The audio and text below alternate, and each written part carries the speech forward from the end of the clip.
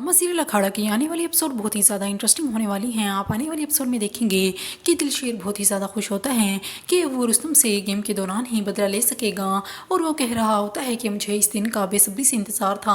और दूसरी तरफ सितारा बहुत ही ज़्यादा रो रही होती है और दिलशेर को समझाने की कोशिश करती हैं कि उसे सब कुछ भूल जाना चाहिए और रुस्तम को छोड़ देना चाहिए।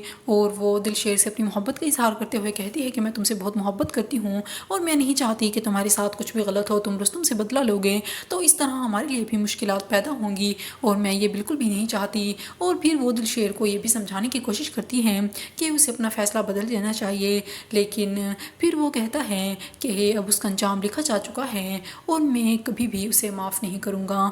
और फिर सितारा फिर रुस्तम से मिलती है और उसे सब हकीकत बताती हैं कि चौधरी रियासत अली ने दिलशेर के भाई के साथ जो भी किया। जब रुस्तम ये सुनता है तो बहुत परेशान हो जाता है कि उसका बाप ऐसा कैसे कर सकता है। वो तो अपने बाप को बहुत अच्छा समझता था।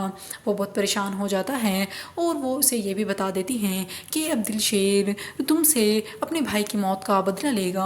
और दूसरी तरफ चौधरी रियासत अली जो ये बात जान चुका है कि दिलशेर उसके बेटे से बदला लेगा, इसलिए वो कुछ गुंडों को दिलशेर के पीछे लगा देता है ताकि वो दिलशेर को मार सकें और इस तरह वो अपने बेटे को बचा सके।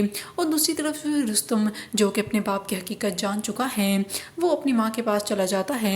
और दूसरी तरफ दिलशेर के घर वाले बहुत ही ज़्यादा परेशान हो जाते हैं दिलशेर के लिए कि कुछ लोगों ने उसे मारा है। और फिर रेशमा सितारा को कॉल करती है और उसे बताती हैं कि इस दुनिया में उनका कोई भी दुश्मन नहीं है, सिर्फ़ और सिर्फ चौधरी रियासत अली है। जब सितारा ये बात सुनती है तो वो भी परेशान हो जाती है कि कहीं चौधरी रियासत ने तो ये काम नहीं किया।